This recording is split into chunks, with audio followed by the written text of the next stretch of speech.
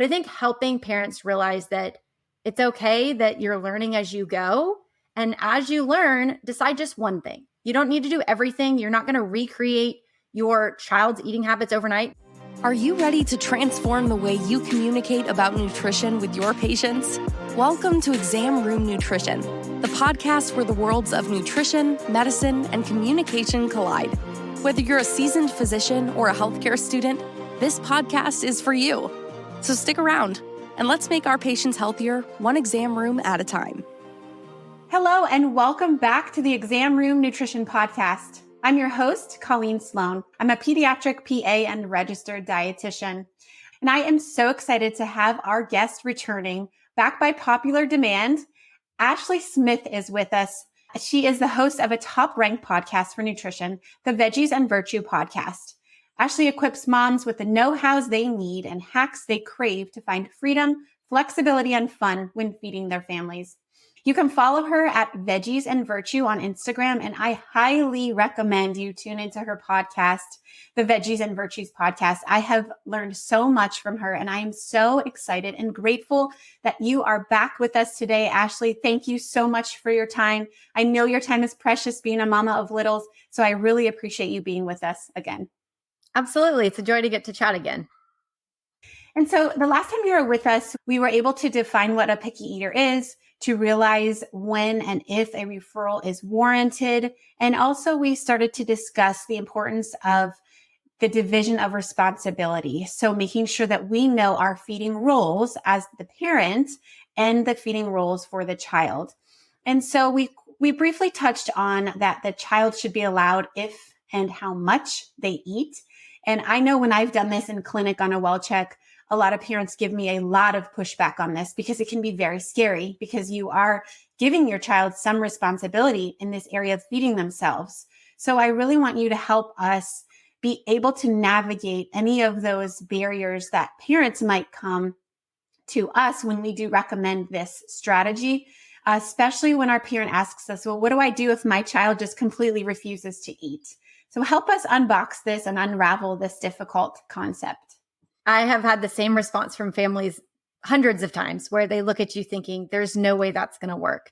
And I think to pause and help a family kind of reflect on, well, what are you doing now and how is it working? How has it been working? Because most of the time, by the time we're aware of a family's picky eating, it's been going on for a little while, or they realize they really don't have the strategies or know-how to navigate all the nuances that are coming up with a child, their changing temperament and different things. And so I think if we can help them realize that catering to their child's food refusal and things like that isn't helping the problem get better, we can also help reassure them how boundaries and clarity in the feeding roles and responsibilities can help them get on a path where things work more smoothly and effortlessly and easily. And so for families to recognize if their child is refusing to eat, of course, none of our objective is to have a child starve. But in most traditional households and families where food insecurity is not the issue at hand, but instead we're looking at this is just a parent feels the innate need for their child to eat. And they have fear and concern over what kind of meltdown is going to come if their child doesn't eat. And so often the way that this will happen is a parent might say, oh, I offered my child this well-balanced meal. I have some sense of the different food groups to offer. I feel pretty good about what I offered, but my child refuses it. They want to get up from the table almost immediately after it's been offered. I feel frustrated, defeated, deflated because I thought I did what I was supposed to do and now they're getting up. But 10 minutes later, they're coming back to say I'm hungry again.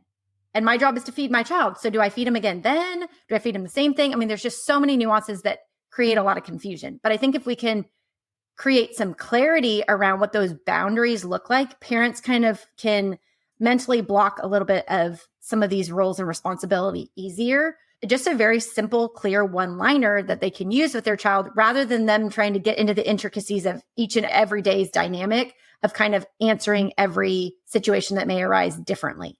So if we look at it in the basic sense of some of those feeding roles that we talked about in the last episode that you and I did together, and looking at food refusal, a parent could simply default to a one-liner before a child gets up from the table that this is what's available. And If you as the parent know that you've offered a preferred option, I think that's really the key here, and you know that you haven't catered necessarily to them, but you have considered their food preferences, then you can say, this is what's been available at XYZ meal. Our next eating opportunity won't be until whatever the next meal or snack is. If you've decided your tummy is full, you may be excused. And if you just stick to that, you're helping remind your child that they have the choice if they're going to eat and how much they're going to eat. But they don't get to choose what, when, or where that next eating opportunity is. That's not in their age-appropriate scope of understanding or independence and autonomy at this point. So if parents can stick to that and they can just practice rehearsing and role-playing that one phrase, they can circumvent a lot of the problems that happen when kids refuse a meal and we kind of get into this spiral of, well, then we let our child run into the pantry and pick their own thing and pick where they're going to eat it and when they're going to eat it 10 minutes later, and we're having done dishes, and it just becomes a very slippery slope. But the more that we can reinforce those clear boundaries in that feeding relationship, the less food refusal and issues around that I tend to see. And that's a great one line that we can provide to our parents during that well check, is just letting the patient know, okay, this is lunch. Are you sure your tummy is full? The next time the meal will be in such and such hours. That at least lets them know there will be something in the future. But if you're done, then you're finished for now. How would you recommend for parents to deal with if their child comes back to them in 10 minutes, 20 minutes, maybe 30 minutes? I'm hungry. I need a snack. Do they need to stay firm to what they had said that, the next snack or the next lunch isn't until 12 o'clock? Or is it okay to maybe give them something because we're really concerned that they're hungry and they're not going to grow? Yes. So a great question. And I think really when we look at the division of responsibility and what the research shows, we want to be tuning into, it is a responsive feeding approach. So there isn't black and white right answer one way for all children. We need to tune in to our parent intuition. We need to know our child and the situation and the day and the dynamics that are at play to tune into, is this a time that, okay, I can make an exception and I can kind of ebb and flow the boundaries on when food will be made available. However, if this is new to your family and you don't have these regular routine eating opportunities established, sometimes more clear, firm boundaries can be more helpful to get you to a place of flexibility and freedom moving forward. So in my family, for example, my kids have been born and raised with this. So now I feel a little bit more comfortable knowing when there's some flexibility to adapt these eating opportunities around what we have going on, kind of the spontaneous things that happen and things like that. But it's because we have that structure in place that the boundaries do have a little bit more wiggle room. But if a family is just setting up a routine, we're often almost intimidated by our child's reaction. And we're unsure, one, if we can be consistent. And we're especially unsure if we can be consistent in the face of opposition, even from a small little body in front of us. And so parents are concerned that if my child pushes back, can I put my foot down? If my child throws a fit, am I confident enough in what I am saying that I'm going to stick to it? So they need to know that not only is this what the research indicates is best practice approach, but it's also going to help move them forward. You look at a lot of areas of discipline and behavior management in kids, and kids thrive with boundaries. They strive when there's routine in place and there's consistency offered in our parenting approaches. And so if we can apply that to the feeding dynamic as well, parents will see that pushback, those tantrums, those struggles are very, very short-lived.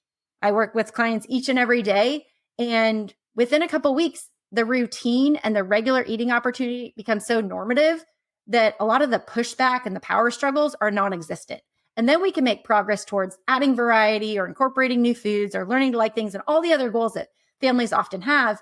But we have to get that clear, firm foundation in place first, where we have those clear, consistent boundaries around this is what's being offered, this is when it's offered, this is where you're expected to eat or to stay until a meal is over. And then once the child knows my parent is confident in this, they're willing to stick to this approach, I can find comfort and security in that. I don't need to be pushing it anymore to see, is this boundary going to stand strong? Are they really even convinced in what they're trying to convince me on? And so I think it's the wrestling with ourselves to say, do we believe what we're sticking to? And can I stick to it enough to see it through? And then on the other side, I get to experience the gains and the positive that come from that.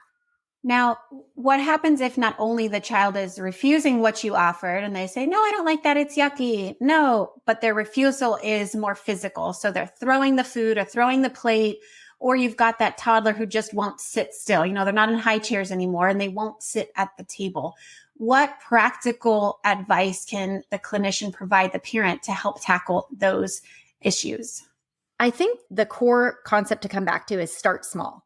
So if it's a food throwing situation, I would encourage the parent to offer one pea, one noodle, one piece of chicken, because it's just not that much fun to throw 3 pieces of food. If you have a whole plate and you get a really, lot of food flying and a really large reaction from your parents, it's a much more, eccentric event. But if it's just, these are the 3 things, and when you show me that you have behaved appropriately with these, it doesn't necessarily mean eating them, but just exploring them and behaving, then you're welcome to have more when you're ready. And so starting small in that capacity. But I think also starting small in our time expectations. If we have a toddler who we know is really wiggly and struggle to eat at the table, well, if we're sitting there for 30 minutes, it's kind of like offering the full plate to an infant who we know is going to throw the plate.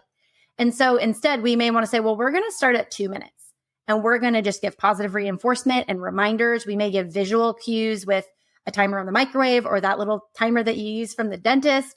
And we're going to set a visual cue that we're going to sit here for this amount of time. And once they've done that, maybe you incrementally increase, but you're starting small. You're starting with the wins. You're starting with, show me you can be successful with 3 items on your plate. Show me that you can be successful with 2 minutes of sitting. Let's celebrate this. Let's acknowledge your great behavior, your willingness to participate in the meal, and all these ways that are really positive, because that's feeding into that feeding environment and the tone of everyone at the table, rather than instigating an agitation or irritation that, they're throwing their plate again, or they're getting up again and we're wrestling them to come back to the table. And just some of those things that, again, can become a really slippery slope and a negative perpetual cycle. So I think if we can remind parents, start small, find your smallest win, the thing that you can be successful, and then build off of that.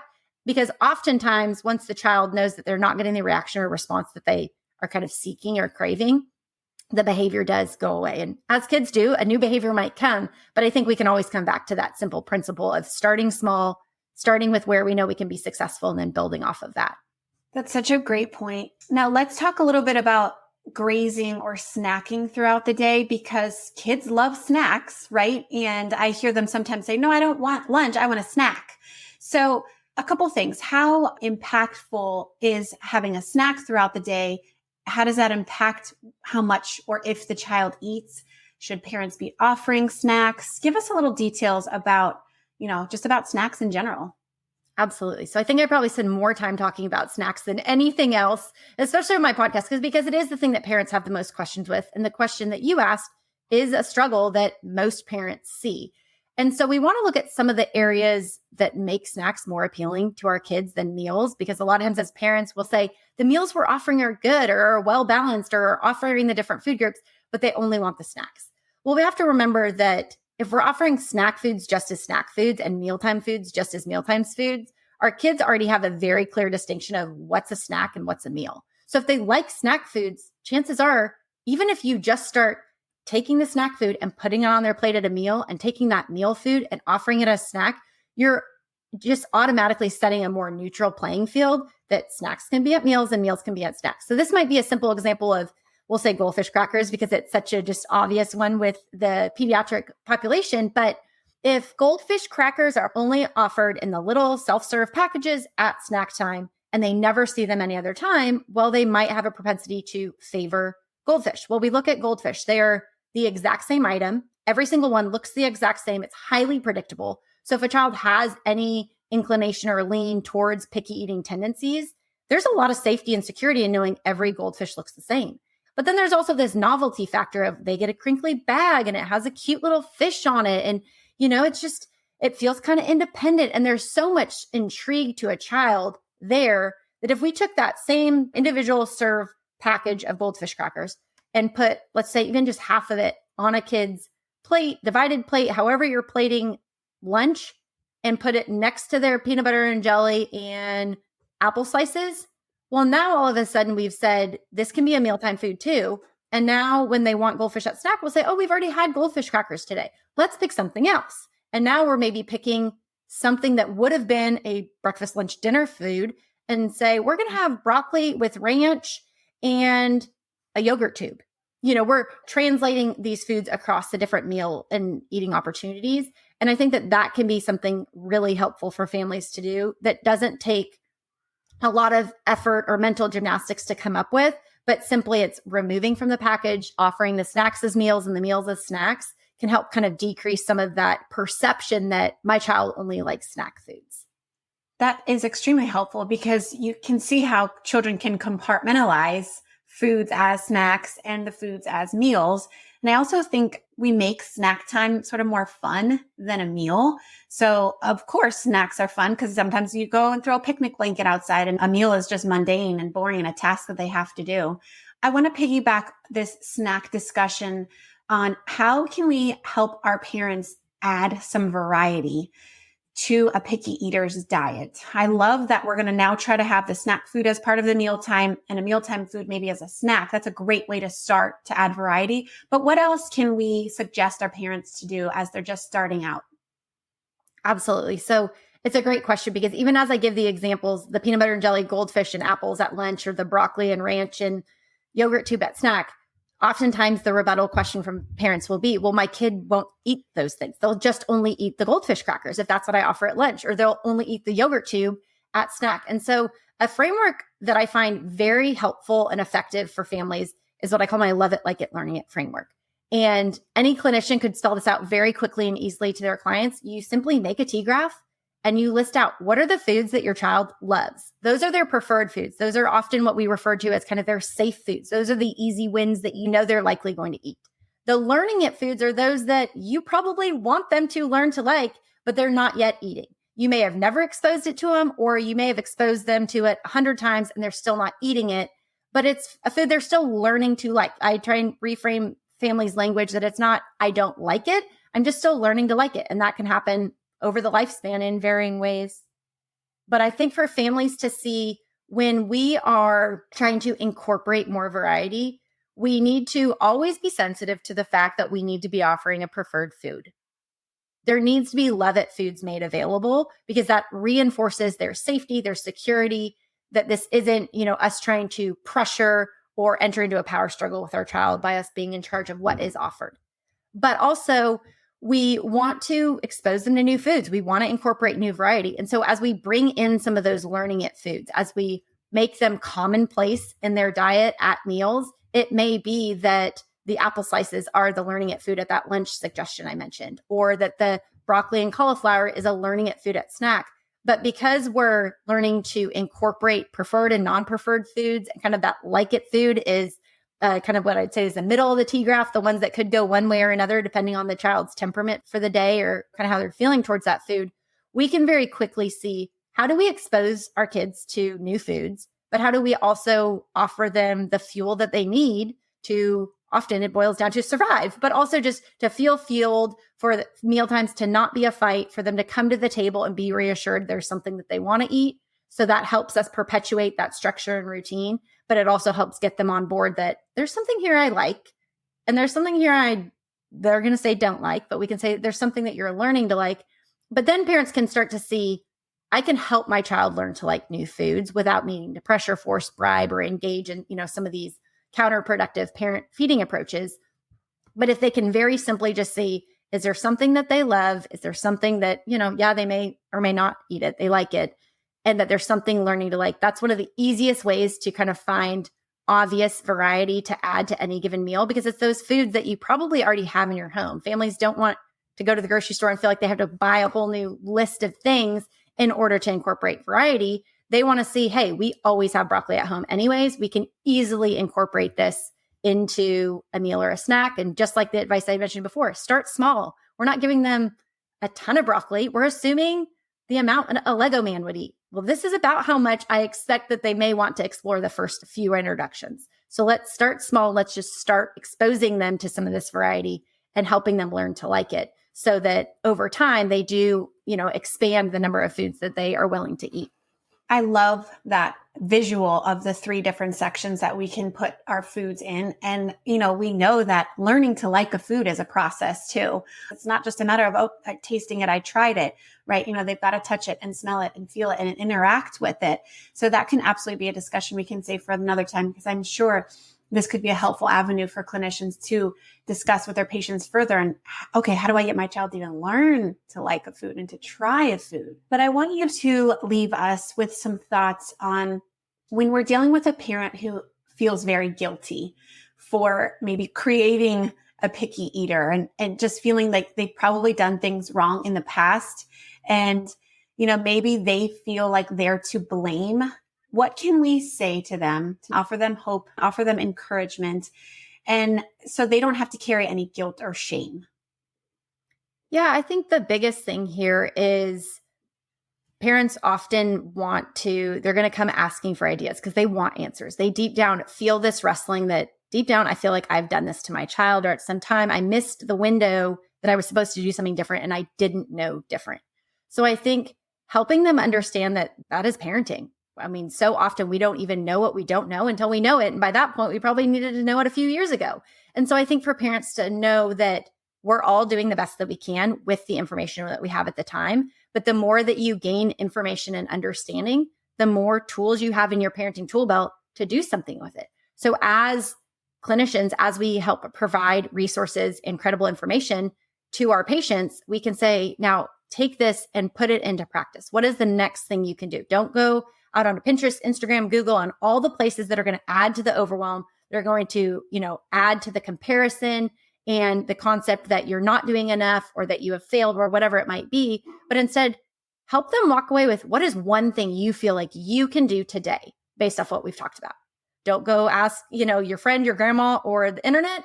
But let's just say right here from what we've talked about, what is one thing that stuck with you that you feel like you could do? Because if they're feeling really down and defeated, just making one behavior change. I mean, we all know behavior change is a process. And so for them to identify and to own and to have someone that they feel comfortable and accountable with, that they can say, I could make a love it, like it, learning it list. And I could just even list out the foods that my child's willing to eat. So I at least have a clear starting place of how to pick and match different options. And I could start doing that.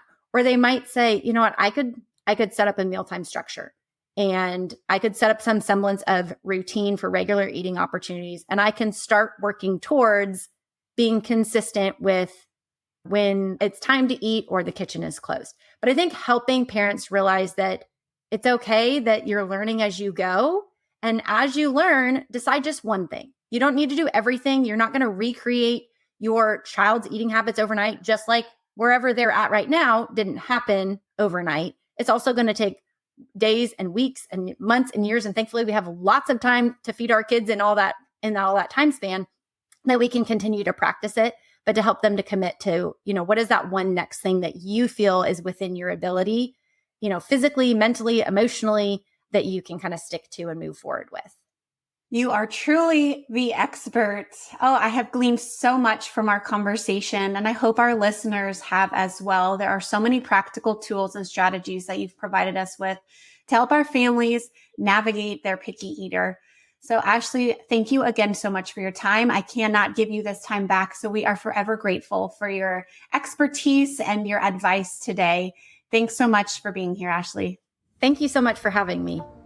Before we move on to my nutrition notes segment, I wanted to let you know that we have partnered with Patricia Skolnick Nutrition for all things gut health. Patricia is a registered dietitian specializing in GI disorders, and she's currently accepting new clients. Refer your patients to her website at www.patriciaskolnicknutrition.com.